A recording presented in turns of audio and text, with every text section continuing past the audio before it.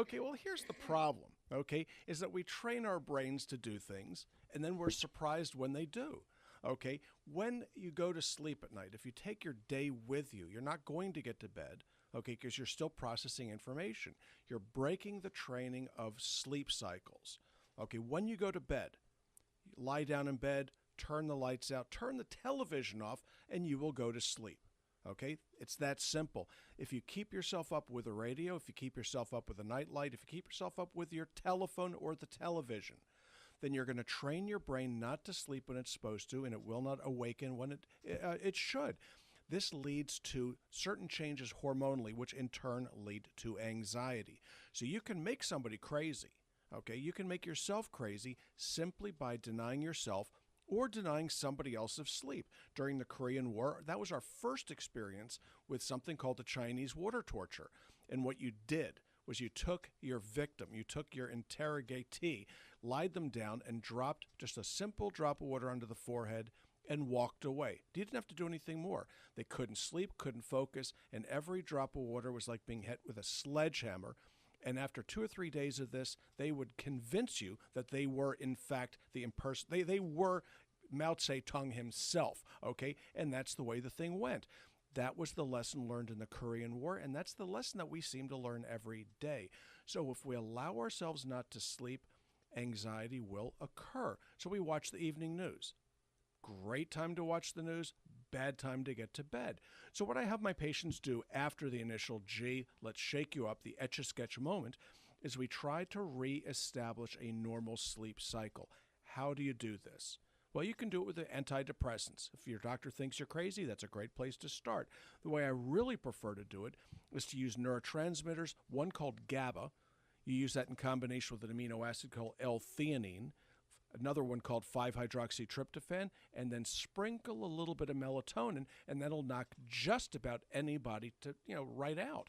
You reestablish the night's rest, and you maintain the medication because it is, in fact, necessary to maintain sleep hygiene.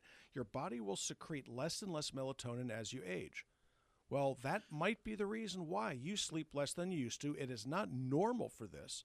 It's expected because it's part of the aging process. But you really do not need to age quite as quickly as the people around you. I rather prefer to remain a bit more like Peter Pan without the leggings. What you do is you want to sleep through the evening, awaken in the morning early, and go to work. Now, what can you do to deal with the anxiety that you might have during the day? We certainly can't take a sleeping pill. It's really a bad idea to take melatonin, but you can take a little bit of L-theanine. How does this work? L-theanine is a soporific. It will settle you down, but also you get 2 bangs for your buck with this stuff. It will clear the liver out. It's a marvelous detoxification agent, and it's present in something called green tea extract. So I have my patients invest 10, 12 bucks in something called green tea extract, and you take 2 a day, 1 in the morning, 1 in the evening. Very, very, very good anxiolytic. Low-dose GABA during the day, high-dose GABA at night. We have a product in the office called Get Over It. I get to name it. Okay, what is it? It's a modest dose of GABA with L-theanine. You take it, you settle down. Is it addictive? No.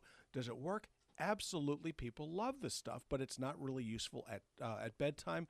But during the day, the stuff is marvelous. Wow. Now, I do that. I'm taking all those things at night. But ever since my accident, I sometimes have problems sleeping at all. And maybe it's because I'm sleeping in different places. You got the house, and then you got the hotel, and maybe that's what it is. Well, and all those multiple girlfriends and whatnot. Oh, it all God, works. no, we can't do Yeah, that. no, it all works. So what happens is you do become accustomed to the bed. You become accustomed to the pillow that you use. Yep. And as you start to move around, you are disturbing your sleep hygiene. So there are people that will travel with their very own pillow. They'll pack that pillow. They'll leave a certain amount of clothes at home because you're only allowed so much luggage these days. But the pillow itself is probably the reason why you're not sleeping. When you find a pillow that works for you, it's going to be a certain thickness, a certain density, and it will be of a certain softness. What that does is it shapes to your neck so that you don't end up hyperextending your neck or hyperflexing the neck, thereby pinching the nerves and awakening you from your sleep. It's that simple. Finding a good pillow can take years. And if you don't think that it's a big problem, find somebody who has their favorite pillow and hide it. Okay, this is bad news. You know, you would think you were hiding a woman's shoes. Okay, no, Oh, no, no. no, no, no. The pillows, that's what it's all about. Okay, that's like death. You might as well expect to have certain parts of your body super glued shut by the time you wake up in the morning. In past shows, you have really spoken very strongly, especially to the young people in our audiences, about take that cell phone and put it in another room. Oh, yeah, and to you adults who think you're children, put the darn phones away. Put them away at dinner. Put them away when you're trying to hold a conversation, and certainly don't drive down the road with them. You know, I see just as many, and I'm sure that you see just as many folks with some age on them looking at those stupid telephones as they're driving these 3,000 and 4,000 pound missiles down the street. Now, I ride a motorcycle from time to time, okay, and it doesn't bother me so much what's going on in the front of me. What really worries me is the moron behind me with a cell phone. Now, a lot of people have also said that in addition to the L-theanine and the GABA at night, they're not watching the late night news. You got to stop it. You've got to unplug the news. Unless it's Fox, they're okay. The rest of them, they really suck. Okay? No, don't watch anything really after about 10 o'clock. Turn the tube off, go to sleep. You got to be careful with things like tea in the evening. You got to be careful with things like coffee for obvious reasons, caffeine being one of them. But the other one is kind of funny. And it's called fluid. Okay? The number of men that wake up in the middle of the night to urinate is remarkable. After the age of 40, it goes up because of certain issues with the prostate gland. Prostate enlarges, they can't void so well, they wake up 2, 3, sometimes 4 times at night. If you disturb your rest due to that, you are going to be every bit as agitated and anxious as anybody else in the world. So you have to be careful to basically to shrink your prostate, and you can do that. You don't need some gloved finger doing this for you. All you really need to do to shrink the prostate back is to use something that will lower your estrogen levels.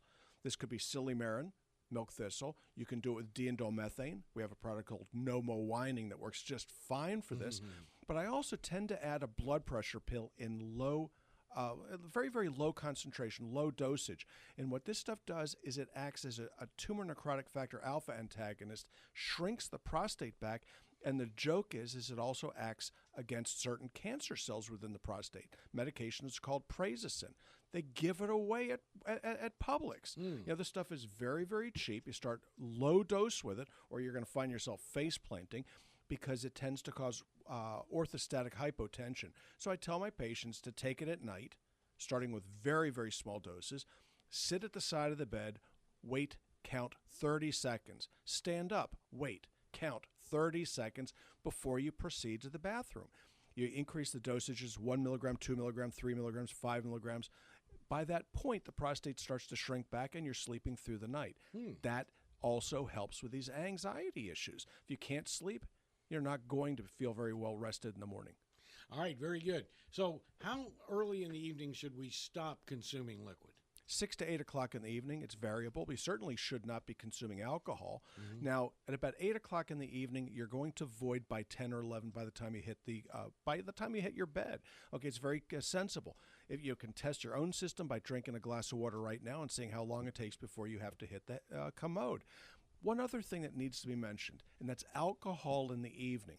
People say, well, you know, it helps me rest at night to take a glass of wine.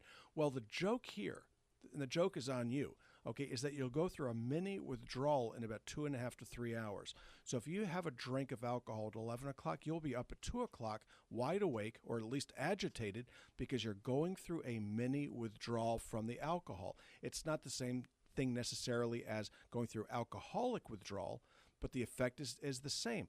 Acetaldehyde gets presented to your brain. It wakes up. It does not feel happy, and you don't wake up feeling particularly well rested. So if you need something to sleep, alcohol is singularly a poor choice for this reason.